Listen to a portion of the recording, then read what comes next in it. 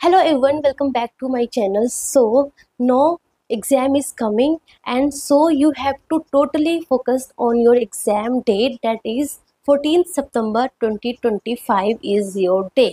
ठीक ठीक है.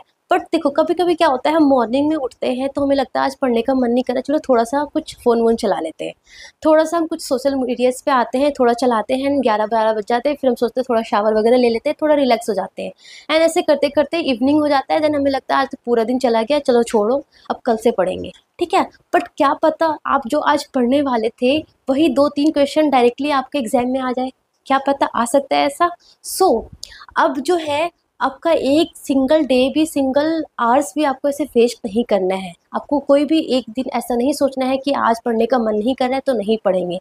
Every day is precious for you. So आपको बहुत ही अटेंटिव होकर पढ़ना है. So that I have made 4 thing. आपको ये 4 बातें ध्यान रखना है during this period of time. First, to do list. सबसे पहले एडवांस में जैसे ही आप सोने जा रहे हो तो कल का आपको टू डू लिस्ट तैयार करके रखना है. उससे पहले नहीं सोना है कि कल मुझे कितने चैप्टर रिवीजन करना है, कितने हमें कौन सा हमें लॉन्ग टेस्ट देना है, कितना मुझे एनालाइज करना है और क्या क्या चीज़ें करनी है. आपको पहले से ही वो टू डू लिस्ट आपको बनाना है. वो टू डू लिस्ट बना के सोओगे तो आप नेक्स्ट डे जब उठोगे तो आपके पास एक माइंड में आपको क्लियर विजन रहेगा कि आज मुझे ये सारी चीज़ें करनी है. बट अगर आपने टू डू लिस्ट नहीं बनाया ना तो आप उठोगे तो पहले आप यही सोचोगे कि आज मुझे करना क्या है. एंड ये सोचते सोचते ही आपका 1-2 घंटा चला जाएगा एंड ऐसे ही टाइम भी वेस्ट हो जाएगा. फिर सोचोगे कल परसों ये. सो आपको टू डू लिस्ट बनाना है, देन सोना है. First. Second thing is prioritize high focus task in peak hours and engage in active recall and take break and avoid the distraction. देखो सबसे पहले आप जब जैसे अगर आप मॉर्निंग में पढ़ने वाले इंसान हो तो जब मॉर्निंग में उठते हो ना तो मॉर्निंग में आप जो आपका सबसे टफेस्ट वाला सब्जेक्ट्स है, जो आपको सबसे हार्ड लगता है, जो सबसे ज़्यादा टाइम कंज्यूमिंग है, वो आपको सबसे पहले पढ़ना है. क्योंकि मॉर्निंग में आप सबसे ज़्यादा फ्रेश हो, आपका माइंड सबसे ज़्यादा एक्टिव रहता है, तो आपको वो सारा चीज़ें उस टाइम पढ़ लेना है. ठीक है ना. एंड जो आप पढ़ते हो ना कंटिन्यूअस ऐसे लगातार नहीं पढ़ना है. आपको बीच बीच में छोटा छोटा गैप देना है और उसको एक्टिव रिकॉल करना है. जो भी आपने पढ़ा है आप थोड़ी देर बैठ जाओ और उसको रिकॉल करो कि आपने क्या क्या पढ़ा है ना. या फिर ऐसे सोचो कि आपके सामने कोई बैठा है ना, आपको उसको पढ़ा रहे हो, ऐसे जस्ट पढ़ते रहो, वो नहीं करना. आपको एक्टिव रिकॉल भी बीच बीच में करते रहना है. ठीक है.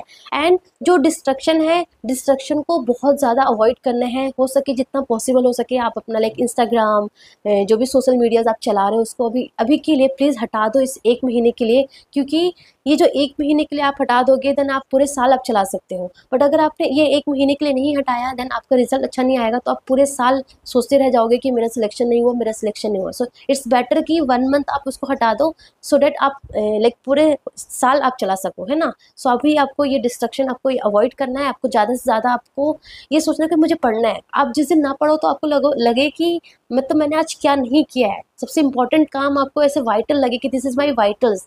सांस लेना मेरे लिए वाइटल है, ऐसे ही पढ़ना अभी मुझे सबसे ज़्यादा वाइटल है मेरे लिए. So this is the second thing. आपको अवॉइड डिस्ट्रक्शंस आप अवॉइड करना है.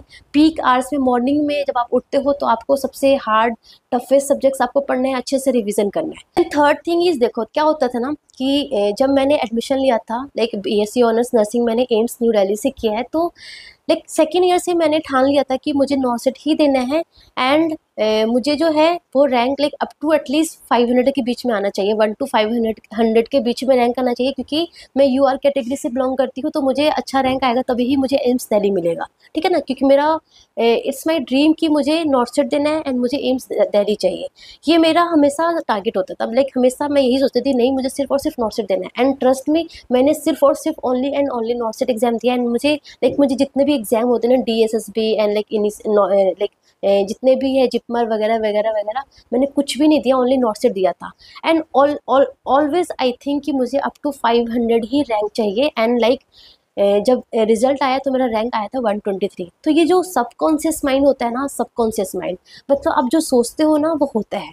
तो हमेशा अपने माइंड को एक पॉजिटिव इनपुट देना है कि यस आप कर सकते हो. आपको हमेशा अपना रैंक एनालाइज करना है. आपको जो रैंक चाहिए ना, आप जो मेहनत कर रहे हो उसके अकॉर्डिंग आपको जो रैंक चाहिए up to 100, up to 200, up to 1000 whatever, आपको हमेशा वो एनालाइज करना है. आपको अपने ड्रीम को हमेशा एनालाइज करना है. मतलब ये वो नहीं है कि आप डे ड्रीमिंग में चले गए.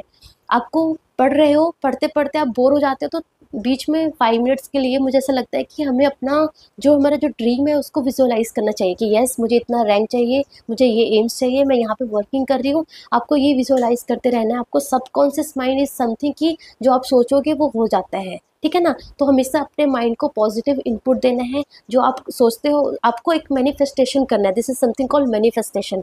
आपको एक मैनिफेस्टेशन करना है एंड आपको वो सोचना है एंड आप हमेशा पॉजिटिव इनपुट अपने पास अपने बारे में रखना है। ऑलवेज विजुअलाइज योर गोल्स, है ना, एंड पॉजिटिव रखना है। And fourth thing is of course diet and sleep. So देखो एकदम क्या होगा कि अगर आपने बहुत हाई सुगरी डाइट ले लिया, हाई सुगरी शुगर डाइट ले लिया तो क्या होगा, एकदम से आपका शुगर एकदम क्या बोलते हैं पीक पे होगा एंड आपको थोड़ी सी नींद आएगी एंड देन 2-3 घंटे के बाद क्या होगा कि आपको एकदम से एनर्जी लूज की तरह फील होगा।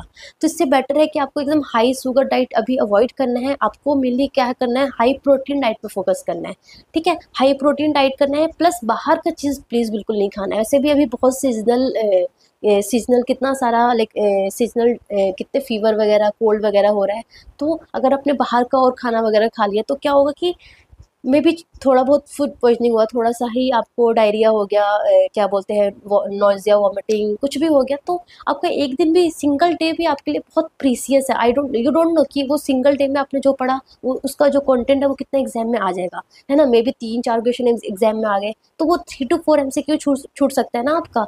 तो every single day, every hours is very very important for you people. So please बाहर का खाना भी बिल्कुल ही अवॉइड करो एज मच एज पॉसिबल। खुद का घर का ही खाना खाओ, ठीक है ना। एंड ऑफ कोर्स स्लीप, तो मतलब एक फिक्स टाइम रखो। ऐसे नहीं कि कभी भी आप सुबह सो गए, कभी भी आप रात में सो रहे हो, कभी भी किसी भी टाइम सो रहे हो। हमेशा एक चीज़ का ना फिक्स टाइम रखा करो।